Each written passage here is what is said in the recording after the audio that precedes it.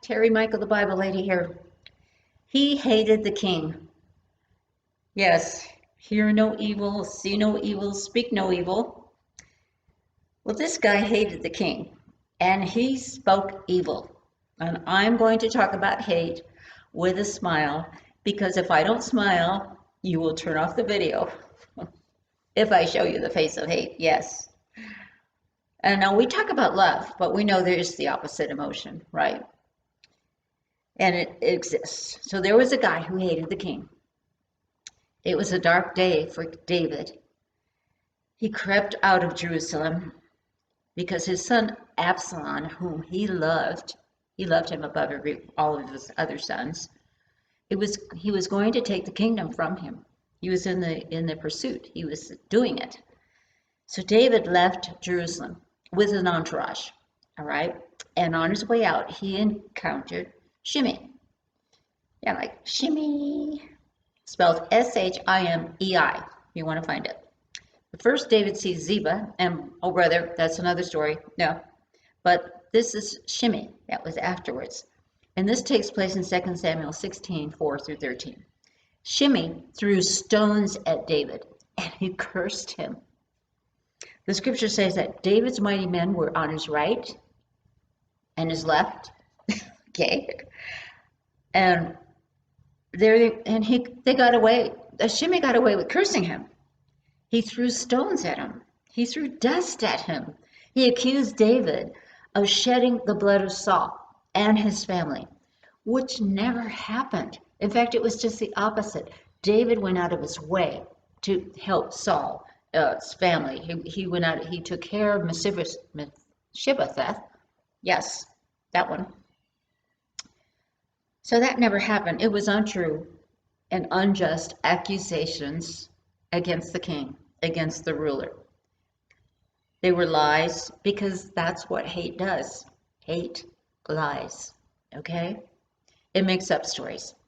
So David went out of his way to take care of Saul's family, and he actually could have killed Saul at different times, but he didn't.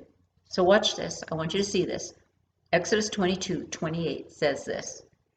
You shall not revile God, nor curse a ruler of your people. Wow. In fact, James 4:11 says, don't speak evil of one another. Speak no evil.